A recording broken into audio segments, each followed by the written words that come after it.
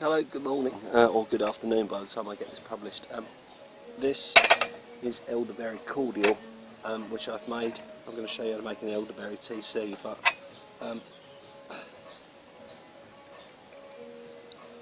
measure of that. Some nice cool water. And there. Give it a go.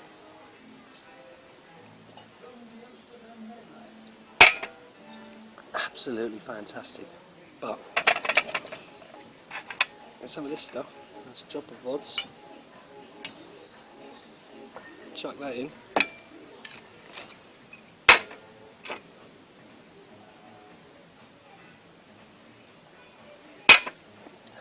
it's even better. So I'm going to show you how to make the elderflower very shortly, so give me a second, I'll clear this away and I'll take you through the steps. So, I had to give that one away. Someone else wanted it, so not a problem, I'll make that one. Seriously, you've got to make this stuff, but this is going to be a TC, so. Oh man, it's so good. Right, so. Just near me are a number of elderflower, elderberry trees, and this took me about 10 minutes to pick. Ideally, you pick them from a number of different trees, and therefore you get a little bit of mixture of flavours, tastes, and the amount of time they've been in the sun or in the shade, and different plants progress at different rates. Now, if you live in the south, I'm in Essex, in a place called Candy Island.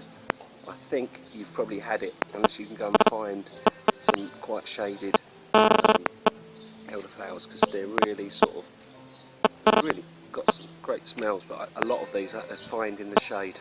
Everything else is pretty much gone over the top. So what do you need to do? Get a pair of scissors, go around, look for the heads. You'll see them, nice white flowers if you can get those.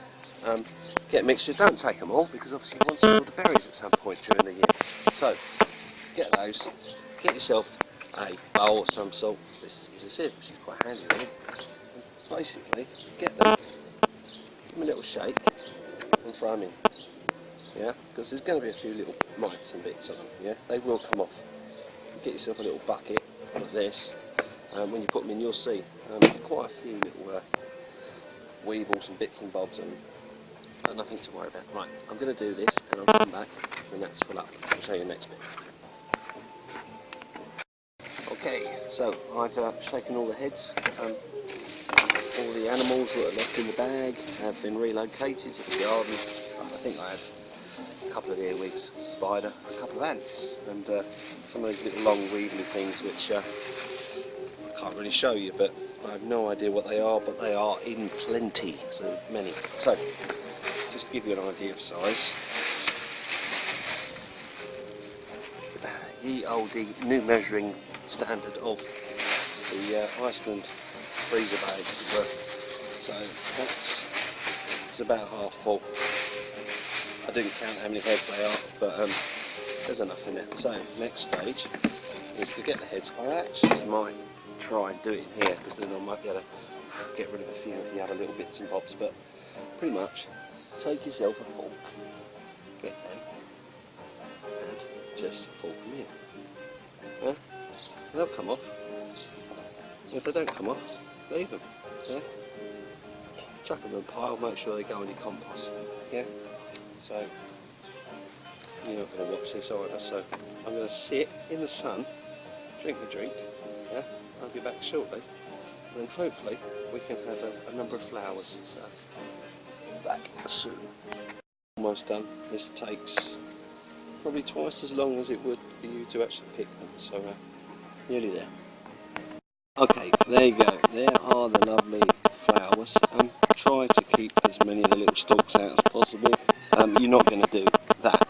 Just try and get the big ones out, I suppose. The little ones are a bit attached. Don't get too anal over it, otherwise you'll be here all day.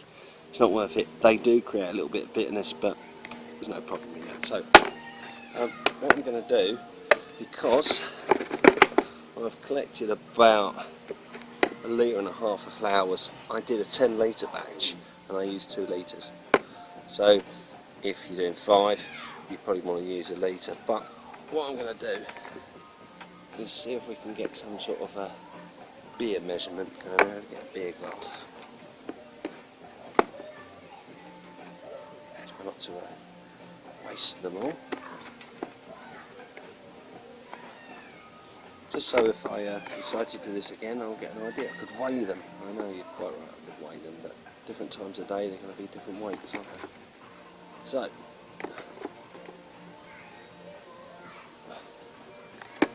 almost to the point of I might as well throw them all in. But, there you go. There's a pint's worth of, and that's compressed. So, I reckon that's about 1.5 pints. So, what should I say? I do want to make a bit more cordial, but I'll go and pick some more some other time. So, there we go. All in there. We'll do the whole lot. Now, what I'm going to do now, I've got some water that's been on the boil. I've let it cool down to about 70 degrees. I'm going to put it in there. The reason I don't want boiling water in there is because the boiling water will obviously make all the wonderful aromas of this disappear into the atmosphere, and we don't want that. So at least if it's over 65 degrees, I keep it under 65 degrees for 15 minutes. I know that everything in here will be sterilised, so I'm not going to have any wild yeasts and stuff in there to spoil my brew. So that's my next step, is to put some water in there. But what I am going to do, I just used some citric acid in the last one for some acid, but I'm going to put some orange in this. I'm going to use a zester to zest the orange. Some nice orange zest going in there.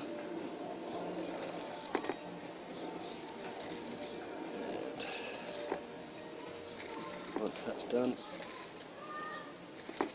as you can see, that goes there.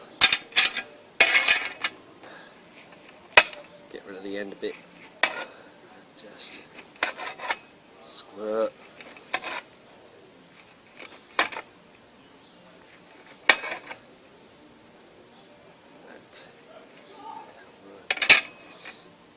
A little squeeze with your hands. Throw it in. Squeeze with your hands. Incidentally, I did put some cleaner on my hands. So there you go.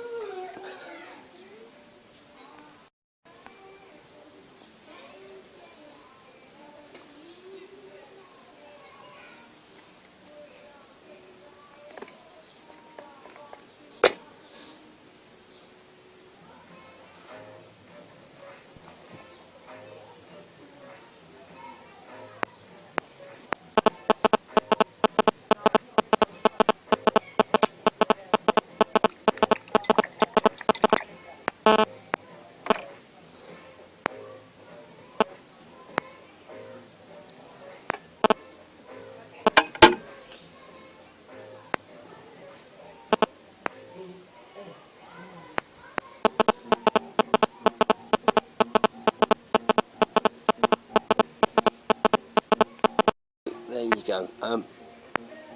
70 degrees. It doesn't have to be exactly 70 degrees, because that's not, is it? That's under. So pretty much water out of the way into bucket.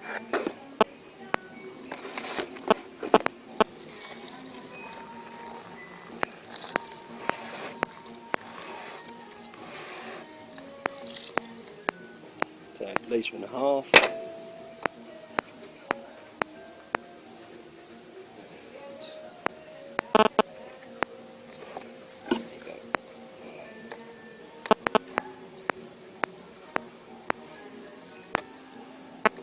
Right, hopefully you haven't killed thousands of people and going to have a bad life. Or people, insects.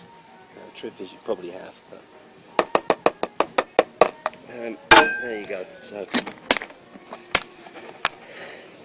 stick a lid on it and leave that for at least 15 minutes, then you know everything in there is sterile. And then we're going to transfer that into a demijohn. So back soon. Incidentally, there's no reason why you don't do it in a demijohn, but I just prefer to use the bucket because it's convenient. I've now got the inconvenience of putting it into a demijohn, so it's your choice. So this has been sitting in here for about 15 minutes now. I need to get that in there.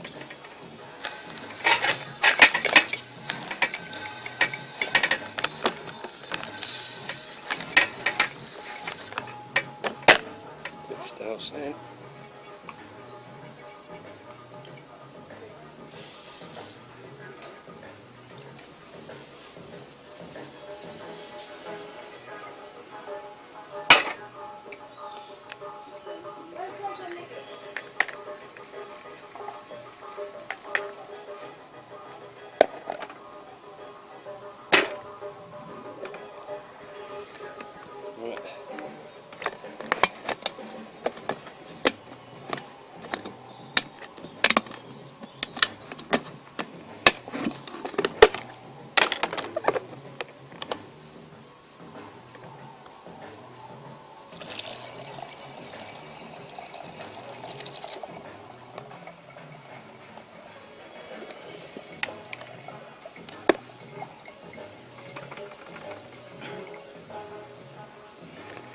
Now I'm going to poke this down with a skewer. I'll be back. So I use bamboos to push them through. See plunger going on there. So apple juice. Just to get the bits out of the air bucket.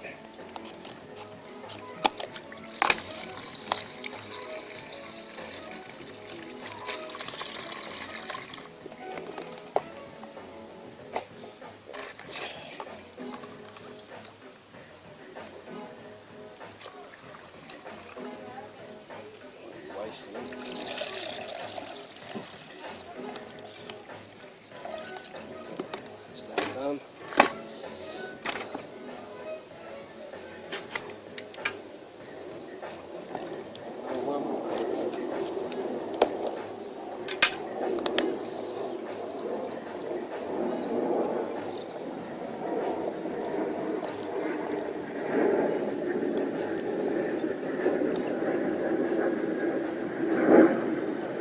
Go for 3 minutes.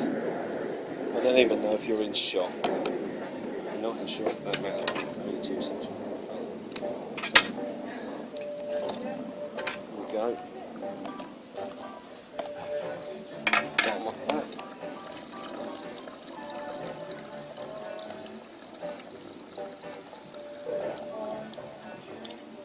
Right. Now what I do with this is as follows. And a stick an airlock on the top of it, and I'm going to leave it for a day,